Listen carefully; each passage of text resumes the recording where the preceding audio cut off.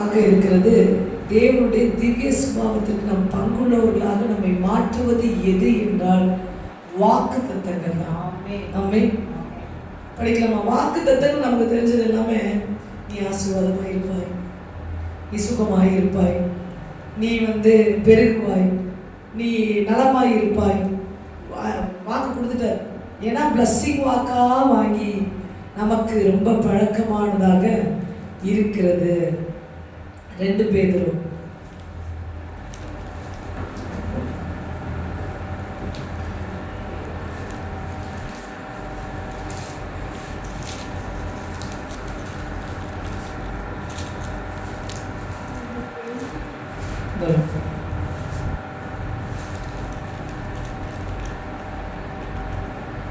முதல் அதிகாரம் 3வது வசனத்திலிருந்து 4வது வசனம் வரை வாசிக்கலாம். நம்முடைய மகிமையினாலும் காருண்யத்தினாலும் நம்மை அழைத்தவரை அறிகிற அறிவினாலே ஜீவனுக்கும் தேவ பக்திக்கும் வேண்டிய யாவற்றையும் அவருடைய திவ்ய வல்லமையானது நமக்கு தந்தளினதுமன்றி இச்சையினால் உலகத்தில் உண்டான கேட்டுக்கு தப்பி திவ்ய சுபாவத்தை திவ்ய சுபாவத்துக்கு பங்குள்ளவர்களாகும் பொருட்டு மகா மேன்மையும் அருமையுமான வாக்குத்தத்தங்களும் அவைகளினாலே நமக்கு அளிக்கப்பட்டிருக்கிறது. ஹல்லேலூயா. அவ்வளவுதான். திவ்ய சுபாவத்துக்கு பங்குள்ளவர்களாகும் பொருட்டு என்ன நமக்கு கொடுக்கப்பட்டிருக்குன்னா, 3வது வசனம் 4வது வசனம் நீங்க மறக்கவே கூடாது. 3வது வசனத்துல ஏற்கனவே நம்ம தியானிச்சிருக்கோம். கர்த்தரை அறிகிற அறிவின் மூலம் ஜீவனும் தேவ பக்தியும் வேண்டிய தேவ வல்லமையை நம்ம பெற்றுக்கொள்றோம் அப்படின்றது 3வது வசனம். கர்த்தருடைய அறிய தான் அவருடைய வல்லமையை நம்ம ருசி பார்க்க முடியும்னு படித்தோம். எத்தனை பேருக்கு ஞாபகம் இருக்கு? கர்த்தரை அறிய தான் அவர் வல்லமையை நம்ம வாழ்க்கையில அனுபவிக்க முடியும். விசுவாசத்தின் மூலமும் தேவனுடைய வல்லமை பார்க்கலாம், அவர் அறிகிற அறிவின் மூலம் தேவ வல்லமை பார்க்கலாம். இதான் 3வது வசனம். 4வது வார்த்தையில என்ன சொல்லப்பட்டிருக்குது? இச்சையினால் உலகத்தில் உண்டான கேட்டுக்கு தப்பி திவ்ய சுபாவத்துக்கு பங்குள்ளவர்கள் ஆகும் பொருட்டு மகா மேன்மையும் அருமையுமான வாக்கு தத்தங்கள் அவைகளினால் நமக்கு அருளப்பட்டிருக்கிறது. சோ வாக்கு தத்தங்கள்னால நம்ம திவ்ய சுபாவத்துக்கு நேராக திரும்புறோம்.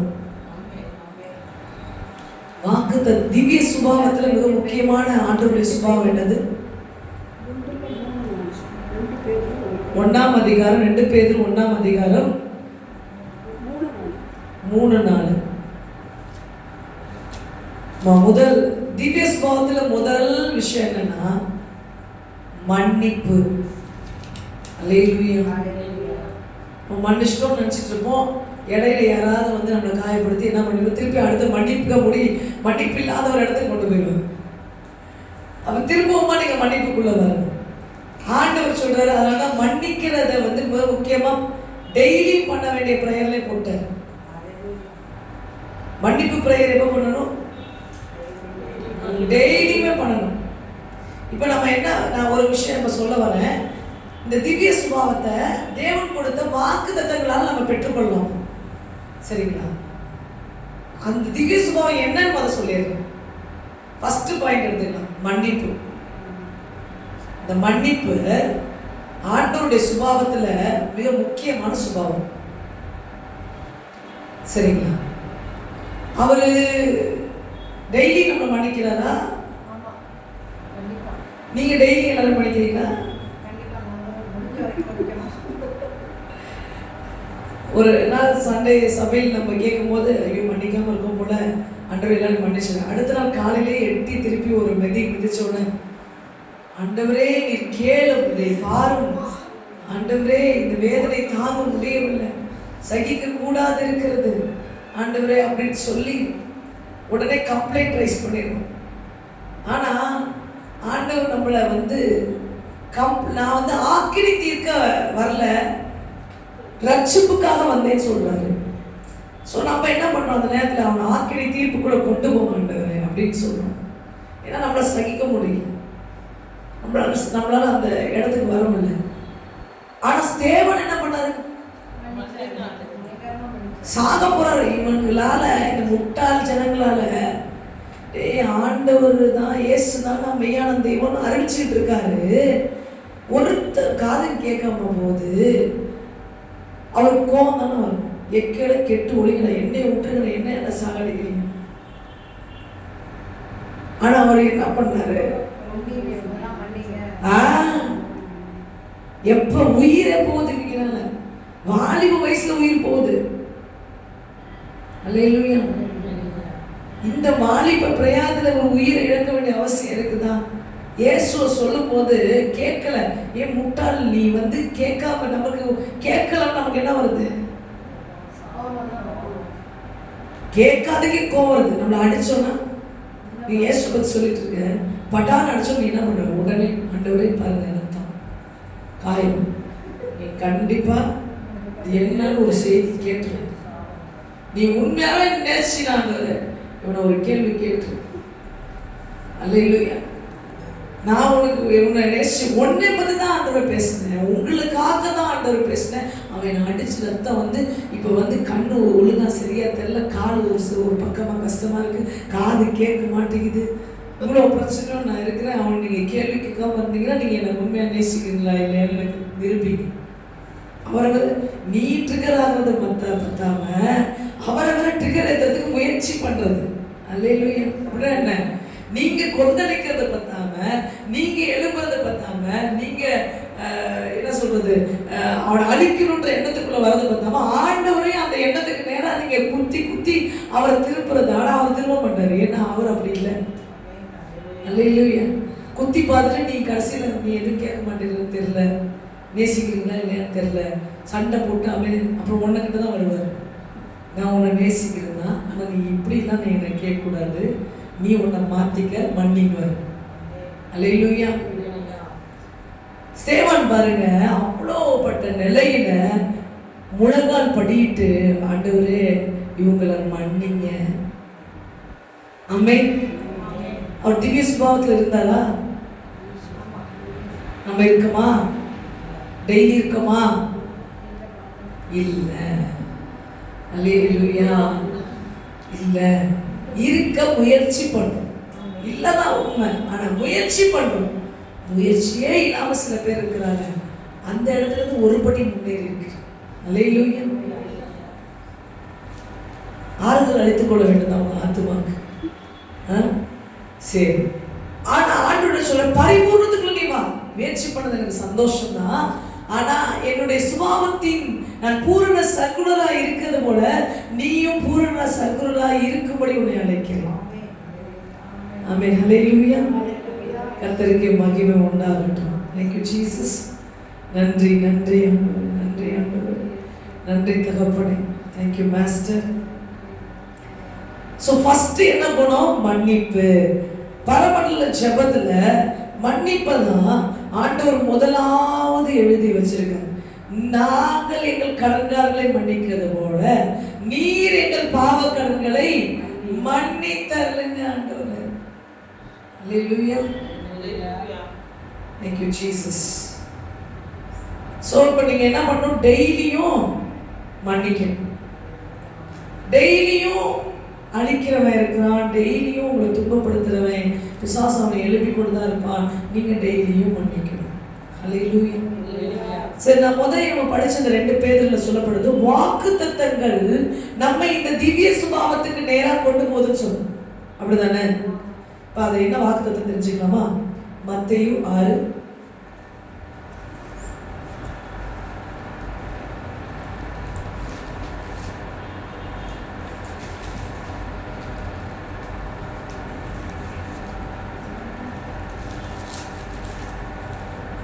மத்தேயு 6:14.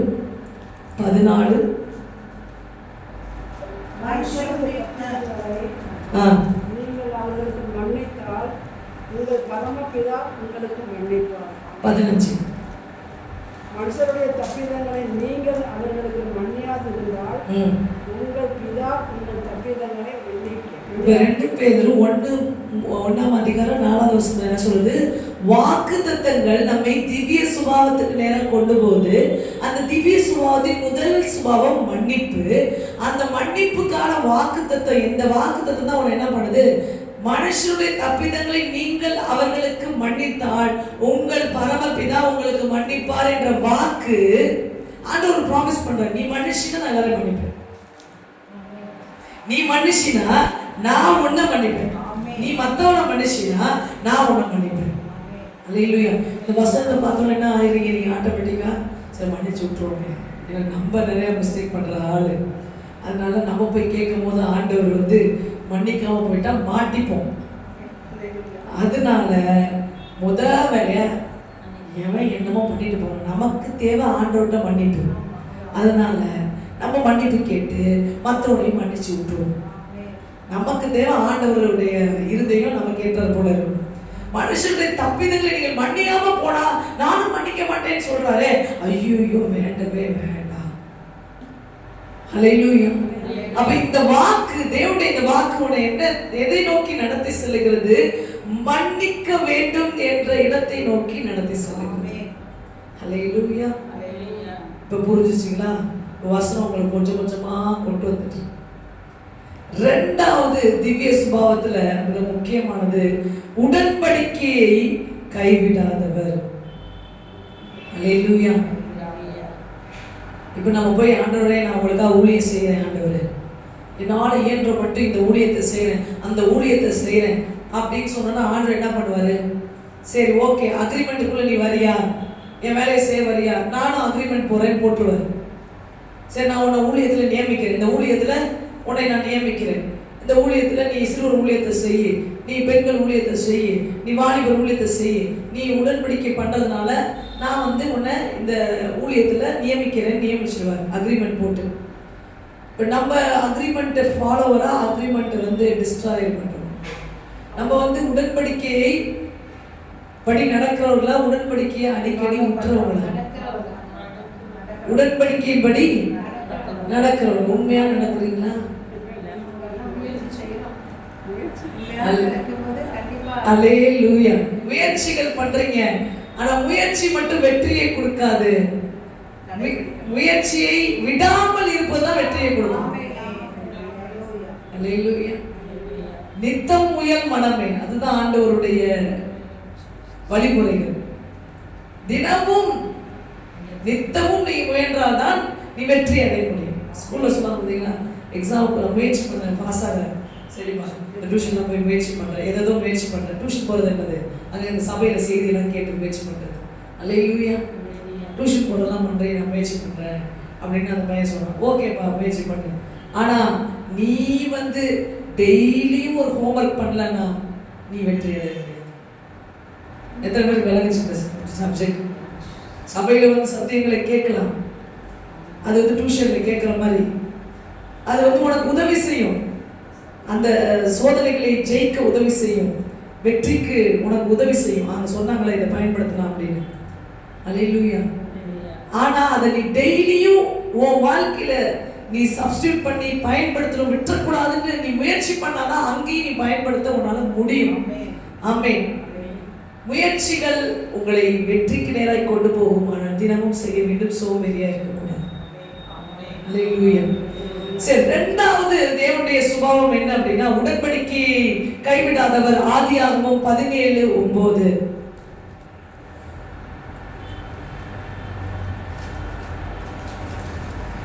பின்னும் தேவன் ஆபிரகாமை நோக்கி, இப்போதும் நீயும் உனக்கு பின் தலைமுறையாக வரும் சந்ததியும் என் உடன்படிக்கையை கை கொள்ளுங்கள். அப்படி படி.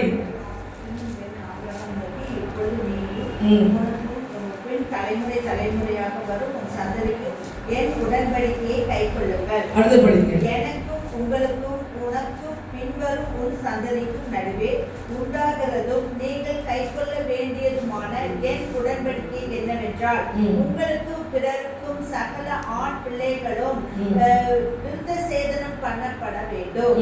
உங்கள் நுனி தோளின் மாம்சத்தை விருத்த சேதனம் பண்ண கடவீர்கள். அது எனக்கும் உங்களுக்கும் உள்ள உடன்படிக்கைக்கு அடையாளமா. சரி, இப்படி ஆண்டவர் நிறைய உடன்படிக்கையை ஆபிரகாமோட பண்ணியிருக்காரு. அல்லேலூயா. அதுல இன்னொரு உடன்படிக்கை ஆதியாகமம் 17:19. உன் மனைவி ஆகிய சாராள் நிச்சயமாக உனக்கு ஒரு குமாரனை பெறுவாள், அவனுக்கு ஈசாக்கு என்று பெயரிடுவாய், என் உடன்படிக்கை அவனுக்கும் அவன் பின்வரும் அவன் சந்ததிக்கும் நித்திய உடன்படிக்கையாக ஏற்படுத்துவேன். இந்த உடன்படிக்கையெல்லாம் ஆண்டவர் பண்ணும்போது ஆபிரகாமோட ஒரு விஷயம் சொல்றாரு, நீ உத்தமனாயிரு, என்னை பின்பற்றுவதில் உத்தமனாயிரு. அப்படின்னு ஆபிரகாம்கிட்ட கேட்ட ஒரே ஒரு விஷயம், விசுவாசத்துல உண்மையாயிரு, விசுவாசத்துல நீ உத்தமனாயிரு அப்படின்னு உடன்படிக்கை பண்றாரு. அவரும் உண்மையா இருந்தாரு, அதனால அவருக்கு அது நீதியாக எண்ணப்பட்டது. ஆனா உடன்படிக்கையை ஆண்டவர் கைவிடாதவராய் இருப்பது போல நாமும் கைவிடாதபடி இருக்க வேண்டும் என்று கை கொள்ளுங்க. என் உடன்படிக்கை வெற்றாத, உடன்படிக்கை முறித்து போறவங்கள ஆண்டவர் என்ன சொல்றாரு அப்படின்னா கோபம் கொள்ளுகிறார். கர்த்தரோடு பண்ண உடன்படிக்கை குறித்து நம்ம முறித்து போடாமல் நம்ம நடக்க கர்த்தர் நம்மை அழைக்கிறவராக இருக்கலாம். சரி, இது மிக முக்கியமான ஒரு விஷயம். அடுத்ததான், அவரில் எவ்வளவேனும் இருள் இல்லை. அவர் திவ்ய சுபாவத்துல இருள் என்பதே இல்லை. அப்படின்னா என்ன? பாவம் என்பது இல்லை. நம்ம கிட்ட என்ன இருக்கக்கூடாது? பாவம் இருக்கக்கூடாது. மிக முக்கியமான தேவனுடைய சுபாவத்தில் ஒன்று. உலகத்தின் கேட்டின் இச்சைக்கு நீ தப்பி, அதுக்கு வசனம் படிச்சிடலாமா? நம்மகிட்ட பாவம் இருக்கக்கூடாது அப்படின்னு நிறைய அவங்க சொல்லியும். பாவத்துக்கு மறித்து நீதிக்கு பிழைத்திருங்கள் ஆண்டவர் சொல்றாரு. நான் பரிசுத்தர் ஆகையால் நீங்களும் பரிசுத்தராய் இருங்கள் என்று ஆண்டவர் சொல்றாரு. ஸோ ஆண்டவருடைய சுபாவத்துல பாவம், அவரில் எவ்வளவேனும் இருள் இல்லை என்றால் அவரிடத்தில் பாவம் இல்லை என்று எழுதியிருக்கிறது. நம்மிடத்திலும் பாவம் இருக்கக்கூடாது என்பதற்காக நான் பரிசுத்தர் ஆகையால் நீங்களும். இப்ப இந்த வசனத்தை படிக்கும் போது உங்களுக்கு இந்த வாக்குத்தத்தத்தை படிக்கும் போது என்ன வருது? ஆண்டவர் நம்மளை என்ன சொல்றாரு? பரிசுத்தமா இருக்க சொல்றார். ஒருவனின் ஆலயத்தை கெடுத்தால் நான் அவனை கெடுத்து போடுவேன் என்று சொல்லுகிறார். அல்லேலூயா. இதை பாருங்க, கொஞ்சம் பயமா தான் இருக்குது. ஆனா இதெல்லாம் வாக்குத்தத்தம் தான். இதெல்லாம் என்ன சொல்ற? ஆண்டவர் கொடுத்த வாக்குகள் தான் கொடுத்திருக்காரு. அவர் சொன்னதுதான் வாக்குன்னா என்ன? அவர் வாயிலிருந்து புறப்படுகிற ஒரு வார்த்தை தான். அப்படிதானே? ஒருத்தவங்க பேசினாங்க, இதை நீங்க செஞ்சீங்கன்னா நான் உங்களுக்கு இதை செஞ்சிடுறேன் அப்படின்னு சொல்றாங்க. அப்படின்னா என்ன அர்த்தம் அப்படின்னா, என்ன சொல்றாங்க? எனக்கு வாக்கு கொடுத்துருங்க, இதை நீங்க செய்யுங்க, நான் உங்களுக்கு இதை செய்யறேன்னு சொன்னோன்னா என்ன பண்ணுவோம்? அவங்க வாக்கு கொடுத்துருக்காங்க, அதனால நான் இதை செய்யறேங்க. அதுதான் பார்த்துட்டு இருக்கோம். ஆண்டவர் கொடுத்த அத்தனை வாக்குகளும் உங்களை இன்றைக்கு உங்களை பரிசுத்தப்படுத்திக் கொள்ளுங்க, நாளைக்கு உங்கள் நடுவில் அற்புதம் செய்யுங்க. அப்ப என்ன பண்ணணும்? ஃபர்ஸ்ட் பரிசுத்தப்படுத்தணும், அப்பதான் அற்புதம் நடக்கணும். ஆண்டவர் வாக்கு பண்றாரு. அப்ப வாக்கு என்ன பண்ணுது? பரிசுத்தத்துக்கு நேரா திருப்புது, பாவத்தை விட்டு திவ்ய சுபாவத்துக்கு நேரா திருப்புது. ஆமாவா இல்லையா? இவ புரியுதுங்களா உங்களுக்கு இந்த வசனம்? திவ்ய சுபாவத்துக்கு பங்குள்ளவர்களாக மாறும்படி ஆகும்படி மகா மேன்மையான வாக்கு தத்தங்கள் நமக்கு அருளப்பட்டிருக்கிறதே.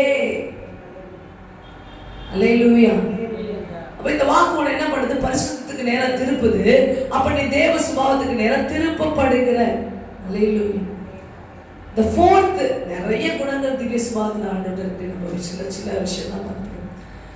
The fourth thing, தயாள குணம் உள்ளவர். நான் தயாளமா இருக்க, நீ வன்கண்ணா இருக்கலாமா? 6ஆம் மணி வேலையிலையும் 11ஆவது மணி வேலையில 9ஆம் மணி வேலையில வந்த எல்லாருக்கும் என்ன கூலி கொடுக்கணும்னு எனக்கு தெரியும். திராட்சை தோட்டத்துல ஏன் நான் முன்னாடி இருந்து வெயிலெல்லாம் பார்த்து நான் வேலை பார்த்திருக்கேன், அதனால எனக்கு ஒரு எக்ஸ்ட்ரா கூலி கிடைக்கும். அவனுக்கு 1 மணி நேரம் தான் வேலை பார்த்திருக்கான், அவனுக்கு போய் நீங்க அது கொடுக்கலாமா? நான் பர்ஃபெக்டா வாழ்ந்திருக்கேன், இவன் இம்பர்ஃபெக்டா வாழ்ந்திருக்கான், இவனுக்கு போய் இந்த குணத்தை பார்த்துருக்கீங்களா? சில பேரை பார்த்துருக்கீங்களா? நான் பர்ஃபெக்டா வாழ்ந்திருக்கேன், உண்மையா எனக்கு தான் இந்த கிரெடிட் கிடைக்கணும், அவன் இம்பர்ஃபெக்டா வாழ்ந்திருக்கான், அவனுக்கு போய் அந்த கிரெடிட்டை கொடுக்குறீங்களே அப்படின்னு சொல்லி நினைக்கிறவன் என்ன பண்ண தெரியுமா? அவன் இம்பர்ஃபெக்டை வெளியில சொல்ல முயற்சி பண்ணுவான். ஏன்னா இவனால என்ன பண்ண முடியல? பொறாம தாங்க முடியல. அல்லேலூயா. இப்படி பார்த்துருக்கீங்களா? அவன் இம்பர்ஃபெக்ட் எடுத்துட்டு இவன் இம்பர்ஃபெக்ட்ன்றத அவன் கேட்டிருக்கவே மாட்டான். அவன் பர்ஃபெக்ட் நினச்சி போயிருப்பான். அவனை பர்ஃபெக்ட் ஆனவரை நீ வந்து அந்த இடத்துல அசிங்கப்படுத்துற. அல்லேலூயா. அவரையே நீ குற்றம் சாட்டுற. அவனை பர்ஃபெக்ட்னு என்ன பண்ணியிருக்காரு ஆண்டவர் மேல வச்சிருக்காரு அப்படின்னா அவனை நீ இம்பர்ஃபெக்ட் ஆக்கும் முயற்சின கடவுளுக்கு எதிரான ஏதோ ஒரு முயற்சியை நீ செய்கிற. அல்லேலூயா. அப்படி செய்ய ஓ இம்பர்ஃபெக்ட்னஸ் தான் வெளியே வந்துடும். ஏன்னா இங்க பர்ஃபெக்ட்னு யாருமே கிடையாது, அவர் ஒருத்தர் தான் பர்ஃபெக்ட். அல்லேலூயா.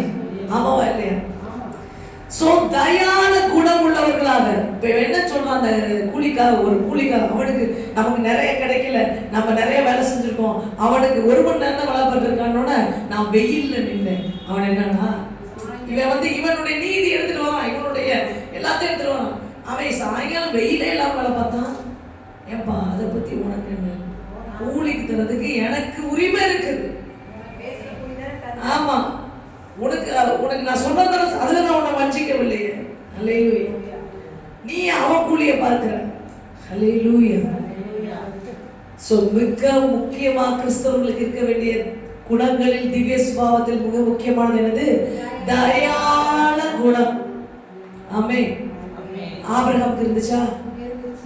ரெபெக்காளுக்கு இருந்துச்சா? அதனாலதான் நல்லா இருந்தாங்க. அல்லேலூயா. உயர்ந்திருந்தாங்க. ஆபிரகாம் ஆண்டவர் உயர்த்தி வச்சிருந்தப்பா கண்ணை திறந்து பாருப்பா, கண்ணை ஏறெடுத்து பாரு, உனக்கு என்ன வேணுமோ எடுத்துக்க, நல்லது நான் வச்சுக்கிறேன், இந்த சைடு மட்டும் பார்க்காத, அந்த சைடு பார்த்து எடுத்துக்கோ அப்படின்னு அவர் சொல்லுவேன். அங்கதான் அவருடைய தயாள குணம் இருக்கு. அல்லேலூயா. நீ எல்லாத்தையும் அவன் கரெக்டா பார்த்தா நோகாம என்ன சொல்லணும், ஆமா சாப்பிடுவாங்கல்ல, நல்லா செழிப்பா இருக்கியாப்பா, இது காத்து முன்னாடி நீ எடுத்துட்டு போ, நீ வயசா இருந்தா நீ எப்படி இருந்தா எப்படியும் நீ பொழுது இவன் எங்க இருந்தாலும் பரவாயில்ல, நான் நல்லதான் எடுத்துப்பேன். அல்லேலூயா. கடைசியில ஓகே சந்தோஷமா கொடுத்தார் ஆபிரகாம். அதை கொடுத்தது நிமித்தம் ஆபிரகாம் மிக வேதனைப்பட்டான். இல்லவே இல்லை, ஒரே கரெக்டா போச்சு. அவன்கிட்ட தெரியாம சாய்ஸ் கொடுத்து அவன் நல்லதை எடுத்துட்டு போயிட்டான். கம்ப்ளைண்ட்டும் இல்லை. ஆண்டவர் நான் இந்த பகுதியை கரெக்டான பகுதிகளுக்குள்ள வரேன். ஆண்டவர் செழிப்பானதை மாத்தி போட்டான். அவனுடைய தயாள குணம். ரெபெக்காளுக்கு குடிக்க கொஞ்சம் தண்ணி கொடுப்பானா ஒட்டகத்துக்கு சேர்த்தரைப்பாங்க. அல்லேலூயா. ஒரு ஆளுக்கு நானே மேல போய் இறக்கத்துல கொண்டு வரக்குள்ளே கால் சறுக்கி நானே கஷ்டப்பட்டு இம்பேலன்ஸ்ல வந்துகிட்டு இருக்கிறேன். உனக்கு தண்ணி கொடுக்கறதே இளையசர் ஏதோ மனுஷனா போயிட்ட நீ, அதனால சரி தண்ணி குடின்னு விட்டா நீ வந்து ஆடு மாடுக்கெல்லாம் சேர்த்து கேட்டுக்கிட்டு இருக்கிற, ஒட்டகத்துக்கெல்லாம் அது குடிக்கிற குடிக்கு நான் கொடுக்க முடியுமா? எனக்கு வலி வந்துடாது. அல்லேலூயா. மனுஷனா எவ்வளவு லிட்டர் கொடுப்பான்? எப்படி ஒரு 1/2 லிட்டர் கொடுக்குறான்னு வச்சுக்கோங்க. ஒட்டகம் எவ்வளவு குடிக்கும்? அது பாட்டுக்கு நிறைய குடிக்கும், சேமிச்சு வச்சுக்கும். அது பாட்டுக்கு ஒரு நாளுக்கு சேமிச்சு வைக்கிற அளவுக்கு அது குடிச்சிருச்சுன்னா எனக்கு என்ன ஆகும்? அல்லேலூயா. வலி வந்துடும். சொல்லவே இல்லை ரெபெக்கா, அவங்க கேட்காமலே செய்யறான். நீயும் குடித்து ஒட்டகங்களுக்கு நான் வார்ப்பேன்னு சொல்றான். பணக்கார மருமகளை மாட்டேன். அல்லேலூயா. ஆபிரகாம் வீட்டுக்கு மருமகளா போய் சேர்ந்து